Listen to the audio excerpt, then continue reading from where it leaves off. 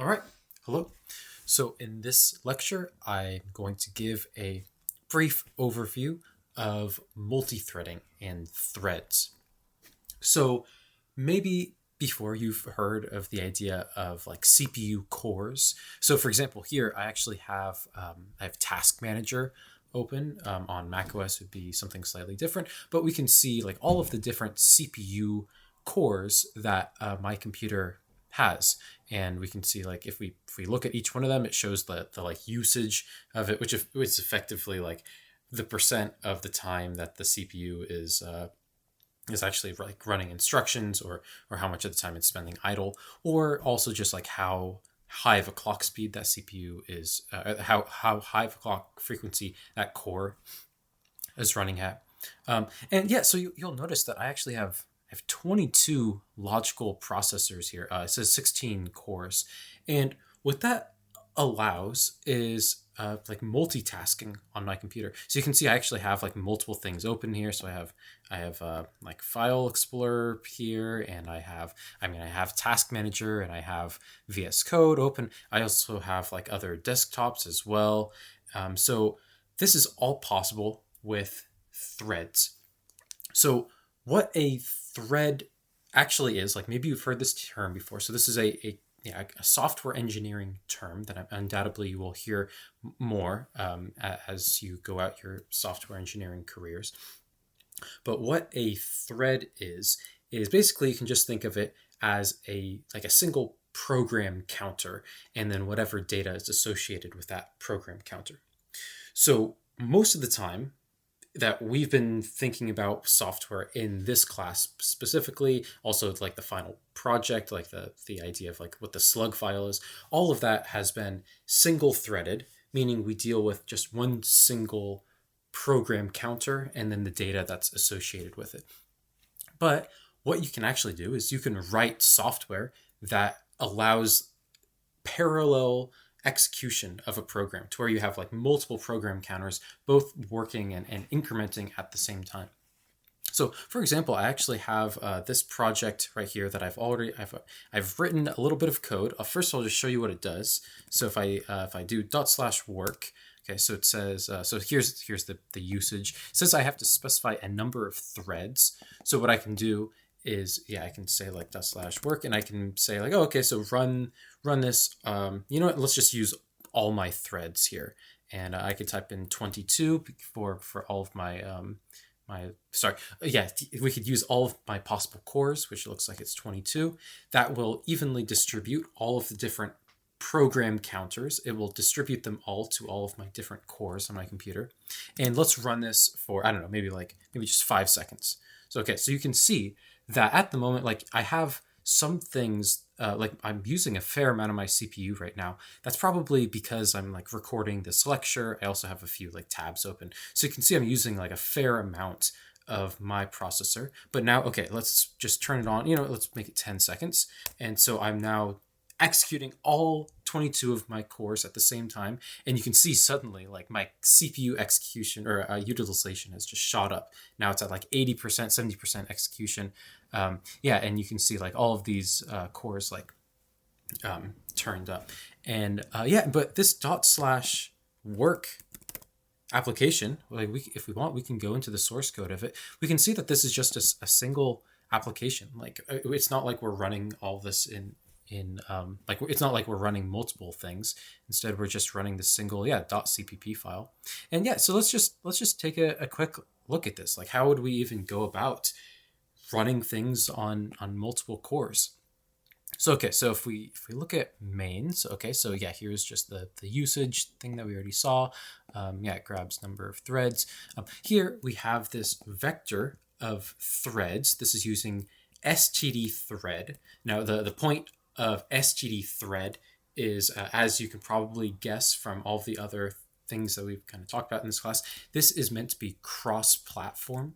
What you used to have to do before std thread is you would have to use like the Windows thread library, or you would have to use like the Linux POSIX thread library. But fortunately, C++11 introduced the idea of std thread to make threads cross-platform. Okay, so here is the threads, and what we have with this threads is we are just adding, this in place back feature is basically the same thing as just pushback, except it will always call the constructor of this object when we do in place back. So yeah, so what we are doing when we do in place back is we are basically creating a bunch of threads, and the number of threads that we are creating is based off of this num threads input right here. And if we look at what is being passed in, so it being passed into this thread constructor, you can see the first thing that it takes in is this function pointer called stress worker. So here's stress worker, and then you can see that the stress worker takes in a few other arguments. So it takes in an ID, and it takes in duration seconds, and then it takes in whatever the start time was of when it started running the thread.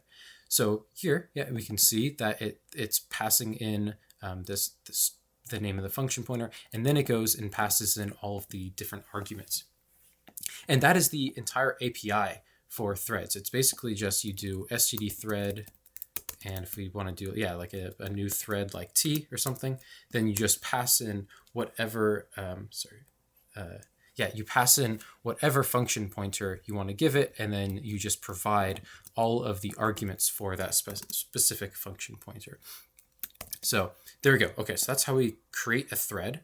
Okay, well now we have all these threads, and the second that we call the constructor, then immediately all of these threads will begin executing. And fortunately, we don't really need to worry about how the how each thread is actually like dispatched and run. The operating system is able to take care of this all for us. All we have to do if we just want something to run in parallel is we just say like, hey, create a new thread, and the operating system will exactly figure out the best way to map a thread to one of your cores. Remember, a thread is basically just a program counter. So yeah, when you want to create a new thread, you are assigning more work for your operating system to do. So your operating system will look at all of the possible threads that exist on your computer, and it will just pick one of those threads to run at any given time. Unless your computer has like multiple cores, then it will pick several threads to run at one time. Cool. Okay. And then, so after we run each of these threads, so if we take a look at what this function is really quick, this stress worker function, we can see that basically all it does is it just adds together a bunch of, it takes the sine of a random number and multiplies it with the cosine of a random number. So it's basically just like a random kind of power or kind of intense little operation right here, just to like do something. Yeah, it's not like a real workload, but yeah, we could see that just by calling this, we were able to really spin up our task manager. You could see that like we had the big spike up here when I looked at this. So and notice that this ran for duration seconds. We just have this thing right here where we grab the current time and subtract it from the start time, and then we just check like has the duration seconds been exceeded, and if so, then it exits out of this. And once a thread finishes, then what it is able to do is when we call .join on this thread, so you can see here I'm iterating through the list of threads.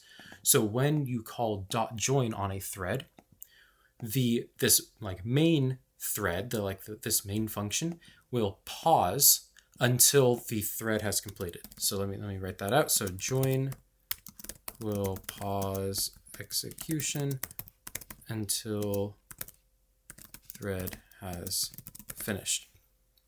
So what we're doing here basically is we're just iterating through all of the different threads, and we are pausing on each one of them and waiting for each one to finish. And notice actually some of the threads may finish a little bit earlier than others. Kind of depends on how your operating system chooses to order each of the threads. Like even though we kind of we we create all of these threads like in a specific order. Your operating system, it's completely up to the operating system to choose like which threads actually run when.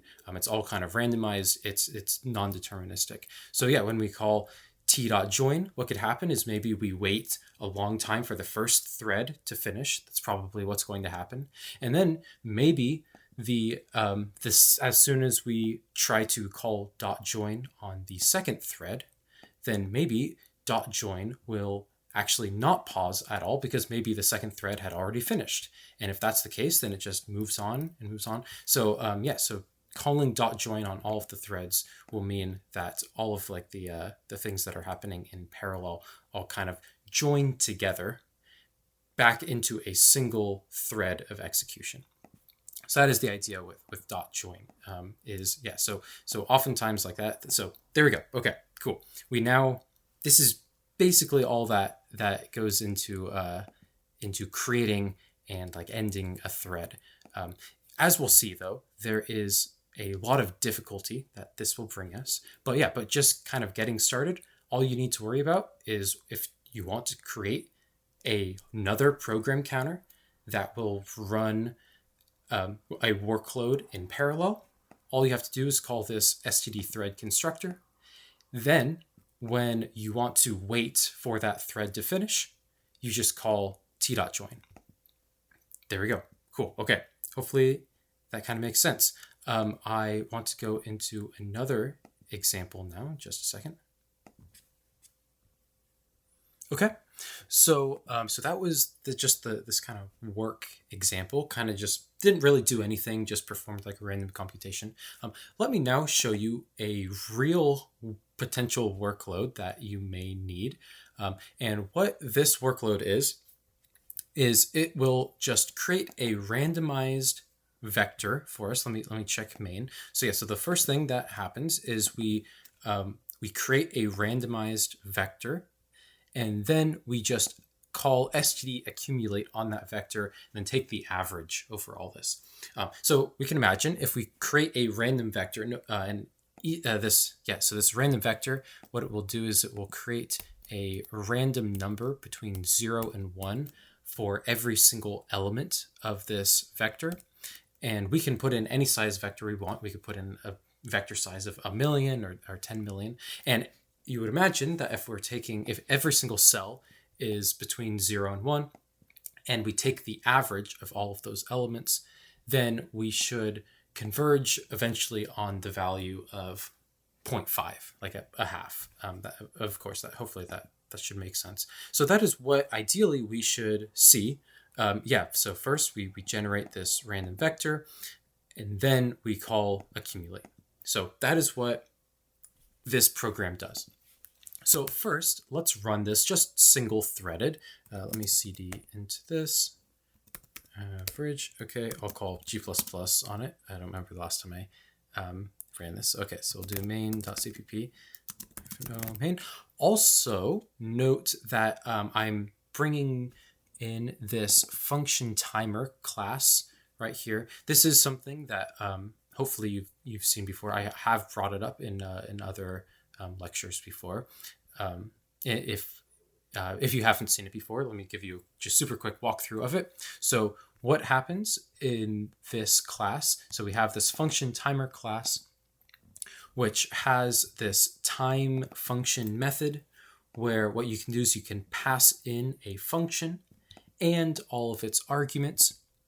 Then it will time that function, and it will give you back both the time that it took to run that function, and it will also give you the result of that function, the return value. Okay, so if we look at this now, so we can see I do call this function timer time function, and we pass in the function pointer to get random vector, and we also pass in these arguments right here, which are count and threads. So if we go and check out this function, you can see, so count and threads. Count is just the size of the array. So it's, if we want a vector size of size 100, we would set count to 100. And then threads is just how many threads we want to run with. So, okay, let's see. So let's check how can we run this now with maybe like a count of like 100 and number of threads, maybe like, yeah, maybe just start with 1. So, okay, it looks like, so we start out by doing /main, and yeah, we can put in count and thread. So yeah, if we want to do, I don't remember what size it said, but let's do it for 100, and maybe we want to run it with just 1 thread first. So, okay, so let's run this. Good, okay, cool. So it says thread 0 finished. That should make sense because we only had 1 single thread. And yeah, so just thread 0, and it says get random vector finished, and it shows the elapsed seconds. So it looks like it happened extremely quickly. It looks like it was just about like 700 microseconds or so, a sixth of a millisecond. And here it says that the average over 100 random numbers is 0.47. Okay, yeah, pretty good. If we want, we could try to get a little bit more close to that like 0.5 value. Maybe we add a few more zeros. Okay, so now if I run this, great, okay. Getting maybe a little bit closer. Let's see how big I can make this. Oh, so now it's really kind of slowing down. If you saw it kind of stuttered for a second. Let me do one more. Okay, yeah, so now it's like getting really slow. Okay, that's kind of because just generating a bunch of random integers, one after another. Like, yeah, we can say, where am I doing this? Yeah, real distribution, calling distribution between 0 and 1. Creating random numbers is a non-trivial task for CPUs. This is honestly a very common benchmark that you will see for CPUs, is creating random numbers. And so therefore, yeah, it makes sense if we're trying to generate, how many numbers is this? This is like 10 million, 100 million? Yeah, I think that's 10 million integers. So yeah, creating 10 million integers, this is going to take a fair amount of time. And we can see that it actually took, yes, 6.37 seconds here to do this whole thing. So you may think to yourself, well, okay, well, if we're just creating a bunch of integers, a bunch of random integers all in a line, and we're all putting this inside of this like vector right here, well, maybe what we could do is, like, you know, we could probably have a single thread operate on maybe just like the first half of the array, and then we have another thread that does the second half of the array, and then they can happen in parallel, where at the same time that that the first half of the array is filling up with random values, we can have the second half of the array also filling up with random values. So now we could go from, maybe instead of this 6.3 second delay, maybe we could go to like 4 seconds. So okay, let's see. So if I now do a size of, if I say I want 2 threads now, we should see a fairly significant speed up on this number. So let's go and test that. Okay, cool. Okay, it's still taking a second, but okay, says thread 1 finished, thread 0 finished. It's kind of interesting. Notice how they finished out of order, but okay, actually that looks fantastic. Yeah, so it looks like we're kind of right on the money, where this it actually looks even faster than if we had just run a single thread. So that's awesome. Maybe let's try running it one more time just to make sure that that looks good. But yeah, running it in 2 threads is over twice as fast in this case. Yeah, that also looks honestly really good. It's also about twice as fast. Sure, cool. So there we go. Multi-threading. This is a perfect example of showing you that if you have like a really long task, it can really help to divide up the first half, and yeah, to compute the first half, and then in parallel compute the second half. Let me also just quickly show you the code. So hopefully this looks familiar from the previous example. So we can see I have this get random vector function. So yeah, it takes in count, takes in threads, and we have this threads vector. Sorry. This thread pool vector, right? Where we're calling in place back, and we are passing in this randomized vector thread. So, okay, so this randomized vector thread, so notice that it takes in a start address, and it also takes in size. So what we do is we iterate starting at start, and we go until start plus size, I++, and what we do is we just assign the element of the vector to whatever random number we have generated. So yeah, that is what is happening. So you can see like, I'll also show you this. So the way that we determine the start and size is with range size. So you can see like range size is count divided by number of threads. So if you have like an array of size 100 and you have 2 threads, then the range size would be 50. It's just, you just divide up the number of cells, you divide that by the number of threads, and then that will give you then the number of elements that each thread will need to compute. Also note though that in case this is not like a perfect divisor, then we also need to calculate how many extra cells need to be worked on. And this is done by, the modulus operator. So we just keep track of how many extra like cells are left over. And so in this case, we'll do this little check right here. We can say like if the thread number is like falls within like the first few threads to where it can pick up that like little extra few cells that are not accounted for, then it will. So yeah, you can absorb this, kind of maybe make sure that that no matter what the multiple is of count in threads, that this should work. But yeah, this is a very common style of dividing up work between threads, where you have maybe some like count and and you need to figure out how to evenly divide up the work so that each thread is doing basically like an equivalent amount of work. Okay, cool. So now if we think about this, so if we now wanted maybe like 3 threads, so you can see I just changed the number to say 3, then now we should probably see, actually I'll get back. So with 3 threads, we should probably see now the first third, second third, and then the third third should now operate in parallel. So now in theory, this should run even faster. So, okay, let me quickly go and run this. So let's just see. And yeah, okay, looks like we're actually getting quite a bit faster. Now let's go and run it for 10 threads. Sorry, 10 threads.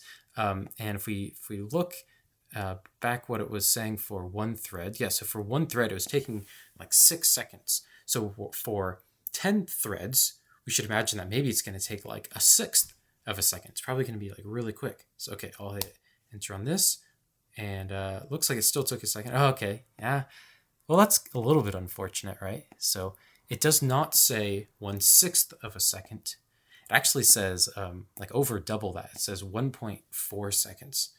Okay, that's not great. I mean, we can see that all the threads are finishing. Like, so it is doing all of that work in parallel.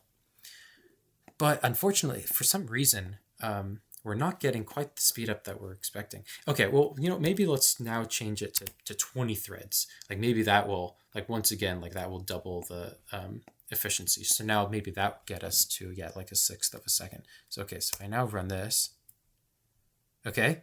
Oh man. Okay, it was a little bit faster. It was like, just a few tenths of a second faster. Now it's at 138 seconds. So, okay. So it seems like there's some amount of diminishing returns as the number of threads goes up. Okay. Well, so this may be obvious to you why this is happening, but it's not entirely trivial. And if we wanted, we could even increase this even higher. If we want, we could increase this to like 200. And I know what you may be thinking. You're like, well, how could we have this be set to 200? Here, actually, let me see what happens if I run this. Hopefully it'll still work. Okay, so if I run this with 200 threads, we can see, like correctly, like all of the threads finish. But actually, now it looks like the time's going back up. Now it says like 1.44 seconds, when before with only 20 threads, it said, what did it say? Yeah, it said 1.37. So when we add threads now it's taking even more time, which is like not really what we wanted. Also, this is kind of funny. All right. Why is that happening? Okay. Weird. Okay. Foreshadowing there for you. Okay. A little printing out of order. So the reason why adding more threads is not actually always the best is because your operating system is not this perfect bit of software. And we kind of, as software engineers, we kind of just take for granted the operating system. But it turns out that the amount of engineering that goes behind something like Linux or Windows or Mac OS is truly tremendous. And the scheduler that determines how to arrange all of the different threads to all of the different cores in your computer is an extremely difficult task. And not only that, but your computer needs to be very conscious about being fair to all the different threads on your computer. Like, sure, like, this software that I'm writing right here is, I in my opinion, it's pretty important. I think that it's very crucial that we generate this list of random integers. But it's unclear to your operating system, like, what is the most important bit of software to run. And you can actually see, like, if I go and open up Task Manager here, if I click on processes, we can see that I actually will have, I guess it's taking a second. There we go. So we can see I actually have like dozens and actually probably hundreds of processes all running. And each one of them, the operating system needs to determine, like, at what point each one of them needs to be run on a core. It's impossible to run all of these tasks all at the same time. It would be fine if we only had 22 maximum processes, but in this case, we have hundreds. And not only that, but like, notice like here, like Firefox, it has this parentheses 15. That's because Firefox is using 15 threads on just the Firefox process. And then WebView 2 Manager is using 10 threads, and Zulip is using 8 threads. And so all of these applications, like, even though it's a single application, they're all using also an insane number of threads.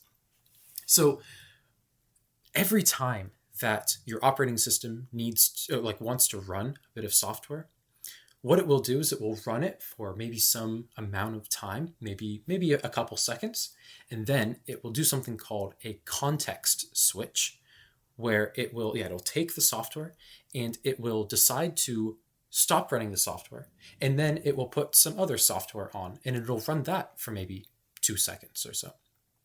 And then when that software is up, then it will choose the next thing to put on that core.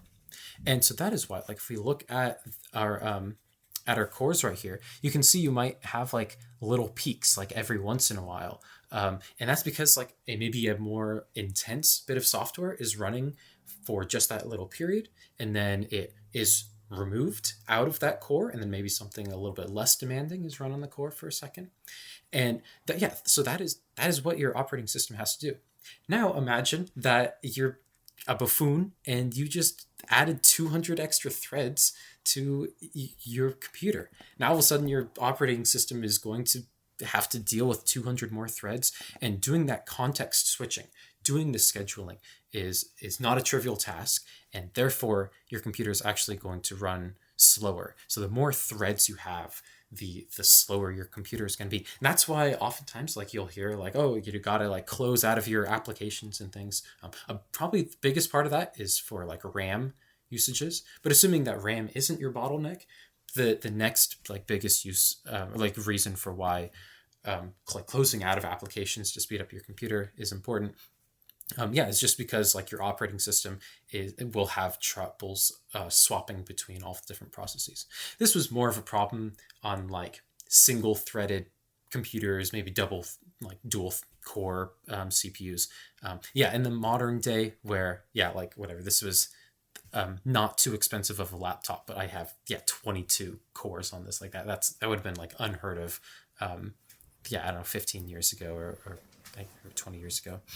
I remember when like my family got our first like dual core computer. It was like, whoa, like that's crazy. You can actually both like use Microsoft Word and use the internet at the same time. Like, that's crazy. So, okay, cool.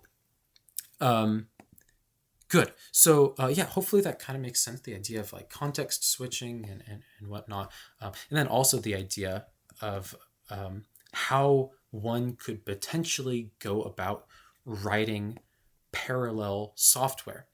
It's not a trivial thing to just say like, oh, like let me just run this like function like twice or something.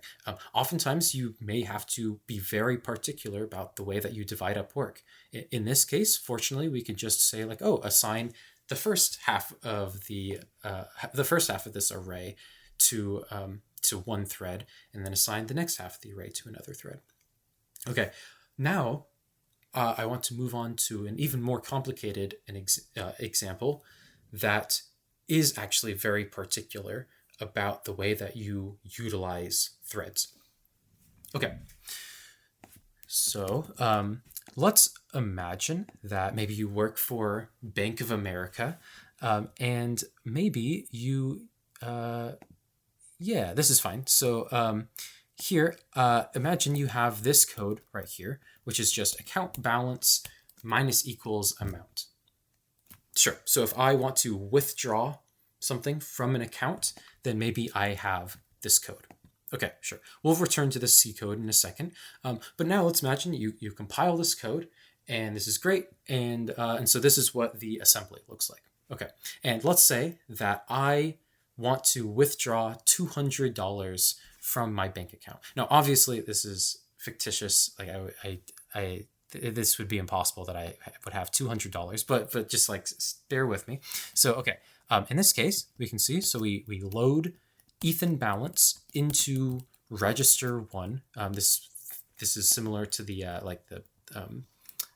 the instruction set that is used for your final projects. So yeah, so first we load Ethan balance into register 1.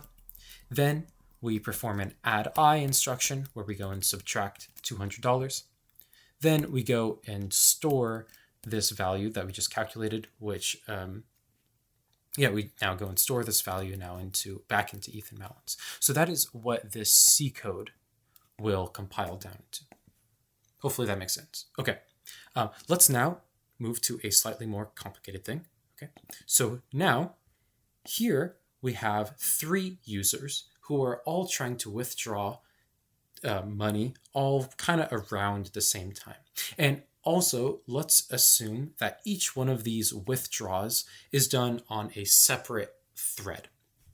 So yeah, imagine that this is some global ATM service where everyone is they're on their own ATM like device. Like maybe someone's in Santa Cruz, someone's in Capitola, someone's in San Mateo or something, and each person is making a request to the global ATM service, and each request is somehow like triggering. It's now creating a new thread to run on. Okay, so therefore we have 3 threads. We have Ethan's thread, here we have Sally's thread, and then here we have Jerry's thread.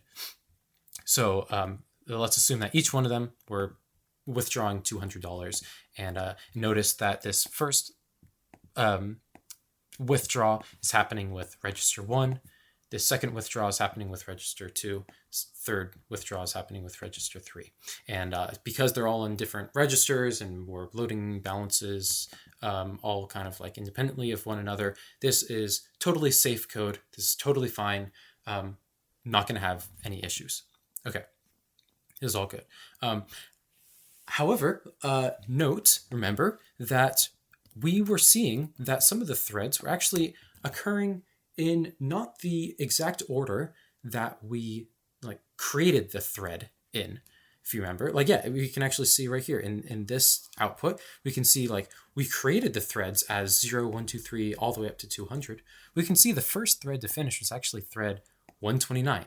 Then the next thread to finish was 107, then thread 3. So you can see that your operating system is going to kind of just choose a randomized arbitrary order for all these threads. So what we could see then is maybe, so Ethan's balance, maybe this is run first, but then maybe Jerry's is run second, and then Sally's is withdrawn third. This is totally reasonable. Another thing that can absolutely happen is, we can actually interleave each of these withdraws with one another. And this is also totally reasonable and can happen. So let's imagine that first we load Ethan's balance, then there is a context switch, okay. And I'll say to Jerry thread. Okay. Here, I'll write this out. So start on Ethan thread. Okay. So here we start on Ethan thread. Then we context switch to Jerry's thread. Okay. And then here we context switch back to Ethan's thread. Good. And then maybe, you know what? Maybe we actually switch to Sally's thread now. Then finally, maybe we finish back with Jerry's thread. And this is totally allowed and can absolutely happen.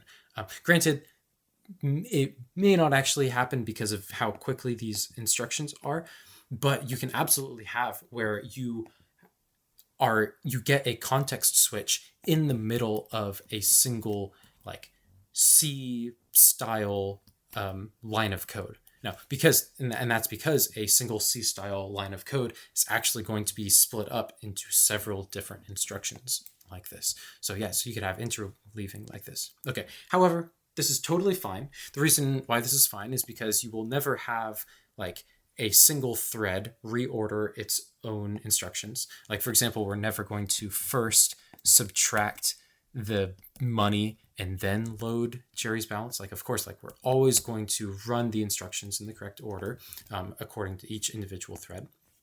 So this is fine. Yeah, this is totally reasonable. The issue now arises in this example. So let's assume that I now have maybe I have a friend. Imagine this for a second. Imagine that I have a friend named Rob. And Rob, maybe Rob is short for robber. Okay. So Rob actually has access to my bank account. Okay. Let's imagine this. And let's say Rob and I, we're on the phone with each other and we call and we're like, hey, you know what would be fun is at the exact same time, we both decide to withdraw money from my bank account just to see what would happen. So in this case, let's assume maybe Ethan, let's say that my bank account starts at $1,000. Okay. So if I want to withdraw $200, then I should be left with, if I withdraw $200, then I should be left with $800. If Rob then withdraws $200 from my bank account, then I should now be left with $600. Cool. And this absolutely is fine and will happen. Notice that these are in two different registers, so we're not going to have any contention there. The issue, though, is when we start to interleave these. So now, what would happen if maybe Rob's thread actually happens first, where we start with Rob. Okay, then context switch to Ethan.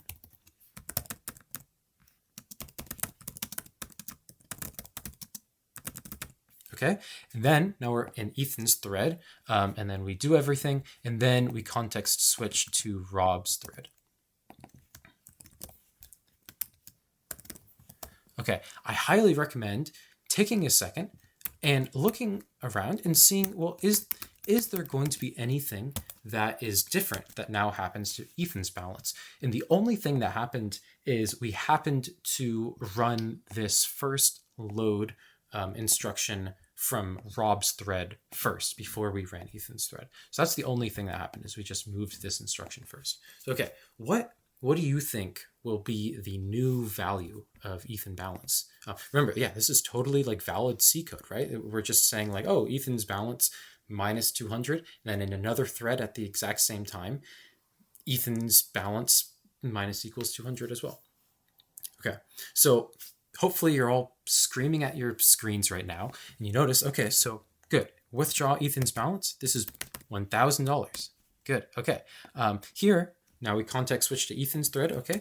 Load Ethan's balance. Easy. Yeah. $1,000. Okay. So now let's go and subtract $1,000. Withdraw $200. So now Ethan's balance falls to $800. Good. Okay. Now we context switch back to Rob's thread. Okay, Rob's thread sees register 2 has, $1,000. So Rob's thread will now subtract $200 from Ethan's balance, and that will be $800, and then it will store back $800. Okay, well, 2 withdraws should have happened. So I should be left with $600, but instead I'm left with $800. Okay, this is a absolutely real issue that can happen. This is called a race condition. Now, a race condition is the possibility in a deterministic program like this, like with deterministic meaning there's no sort of like random numbers or anything.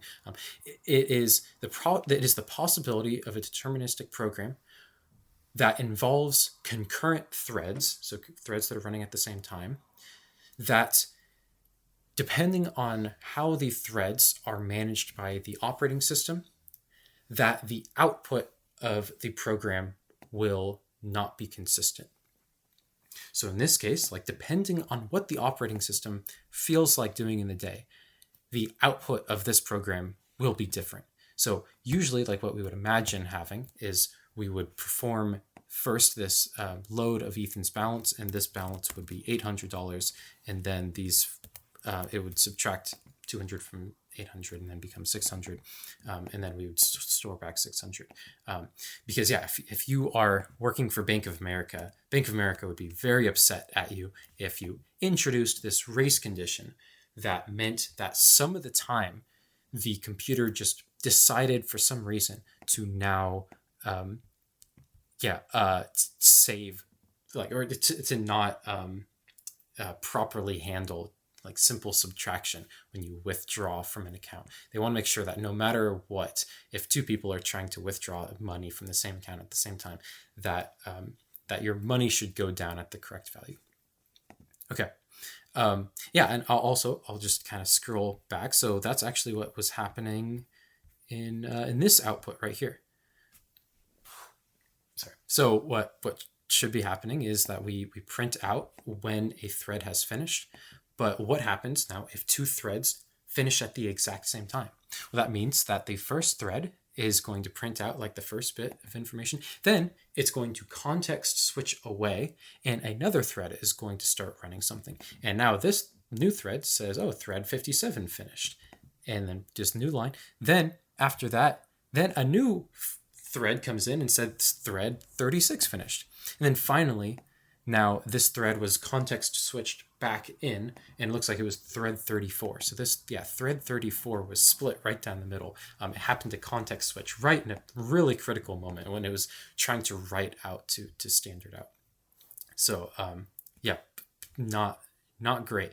Okay, now obviously this is a very common problem, and that also has a very common solution.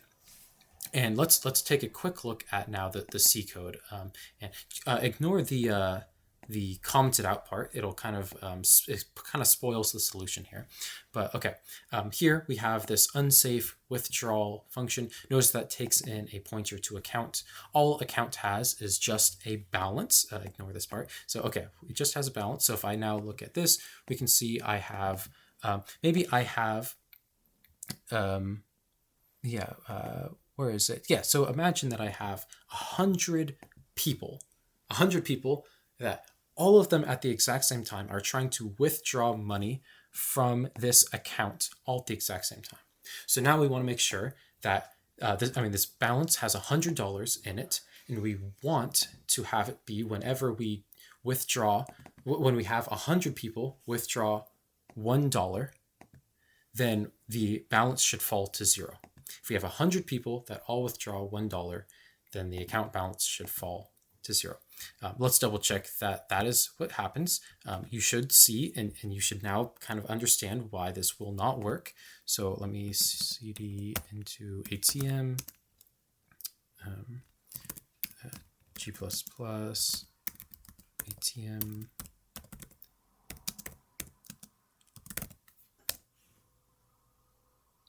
Okay, /main, Okay, cool. Oh, actually, so it looks like it worked here. Okay, so it says that all 100 threads properly were able to be like disjoint, and they all correctly withdrew the $100.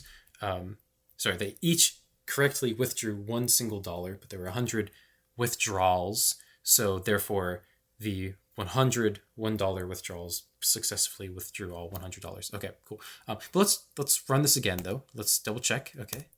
Okay. Well, it looks like it happened again. Okay. Good. Oh, good. Actually, things are. Oh. So I ran this. What was that? 5 times, and now we have $1 extra. Okay. At the moment, it looks like 20% of the time, this produces extra money. Like the bank will lose $1. Okay. Let's keep running a few of these. Okay. This is not great. Yeah. Well, it looks okay. So there's a 1. That's funny. I actually was running this earlier, and it was all giving like 3s and 5s, and so it looks like maybe for some reason it's a little bit better right now. But yeah, I mean, you can see occasionally you'll get a little 1 that appears, and that means that the bank has lost money, and so the bank would be really, really upset if you wrote this code. So the solution that I've been beating around the bush about is that in order to correct this, in order to prevent race conditions, you need to create something that's called a mutex lock. So what a mutex lock is it is a lock that you will need to like put into your program that will now lock a certain bit of memory.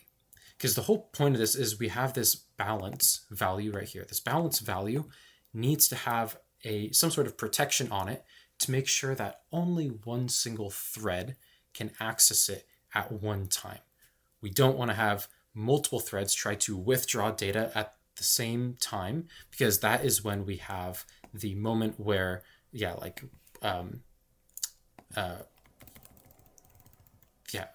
would be like if a single like function is split up, and so neither one of them like is properly running. So what we can do is we can create this lock, and so here is this new withdraw function. Let's get rid of this unsafe withdraw. Okay, and I'll now call this safe. I'll call this regular withdraw. Okay, and so the way it works is generally every single bit of like very critical data should now be paired with a lock.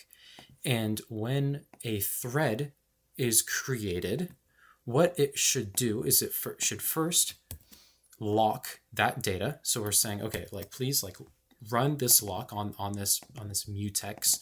So this mutex lock, mutex meaning like it's like we are creating a lock on the mutability of this balance value. So we're saying, please lock this away so that no one else can access it. Then we go and perform whatever like kind of data or data changing, data reading that we need to do. This could be like a few hundred lines of code. In this case, it's just one single line of code. Then after that, then we can unlock the data so that other people can use it.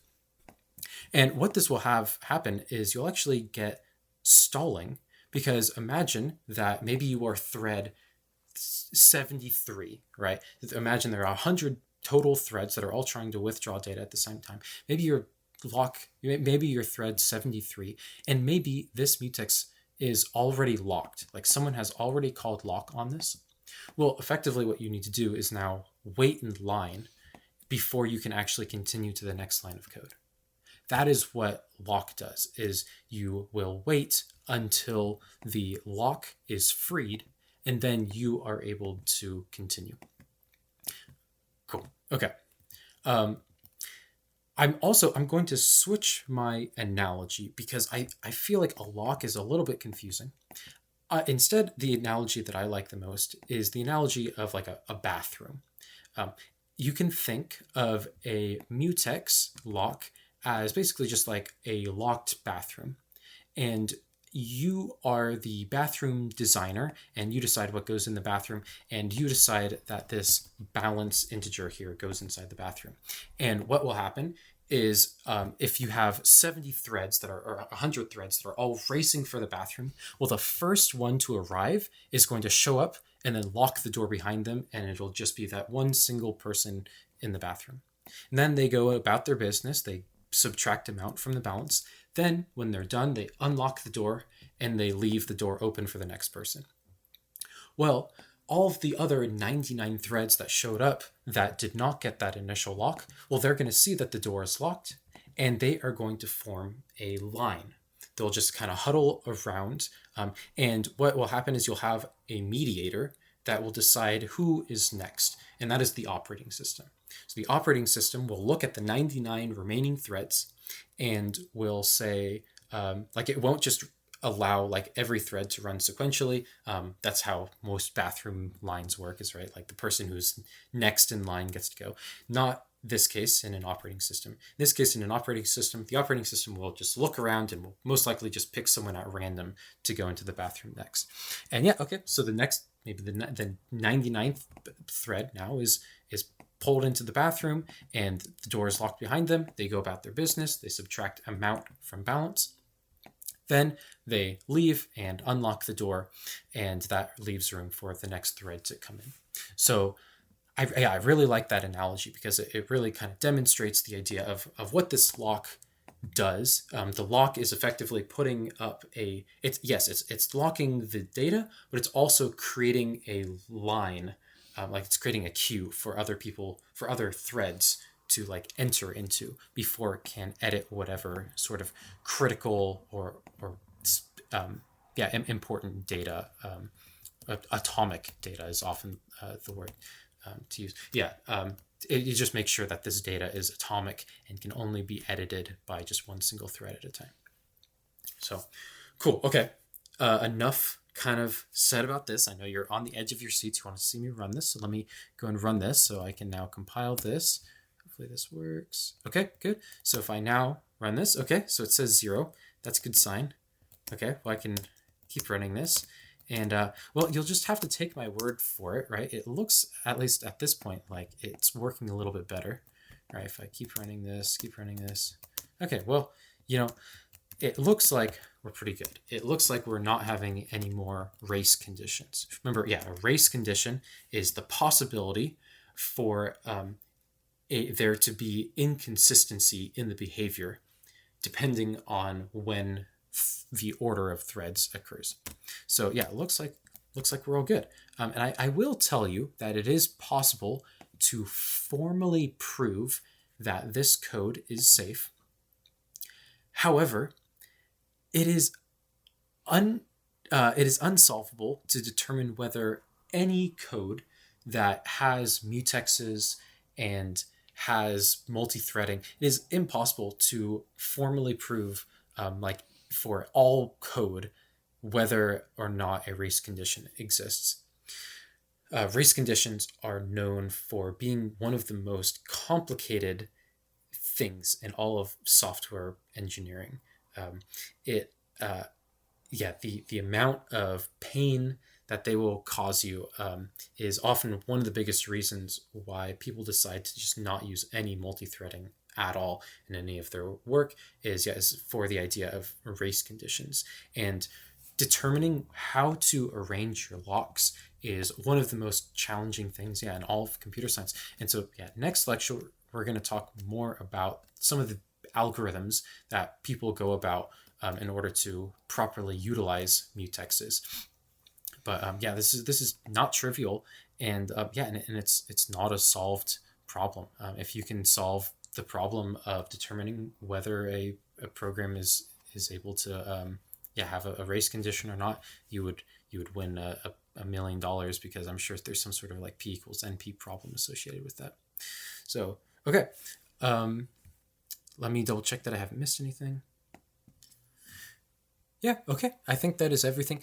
Maybe just like one kind of last thing. So there is a company called Green Hills in Santa Barbara, and they are one of the only companies that will actually create operating systems. Like they're a contracted like company that will often make operating systems for anything from like guided missiles to like cars to like basically anything that is extremely critical, like in a critical application, things where like you really don't want there to be a race condition or things. And Green Hills, this company that often uses multi-threading, I mean, they're an operating system company. They will often spend weeks before they can even write just a single like extra line of code, because they need to formally verify it for every single line of code that they write in their entire code base that they do not introduce any possibility of race conditions. So if you're interested in learning more about how multi-threading and race conditions and everything utilized, maybe go and check out some of the stuff that Green Hills does, because they're probably one of the most interesting companies that is working on like operating system stuff that isn't just like whatever Microsoft and Mac OS and then the Linux Foundation. So okay, cool. That covers everything that I wanted to discuss with getting a kind of basic introduction to threads and cores. So if you have any more questions, feel free to let me know on Piazza. But in the next lecture, we will talk more about the algorithms that go into multi-threading and all the difficulties that you will run into past just the basic information.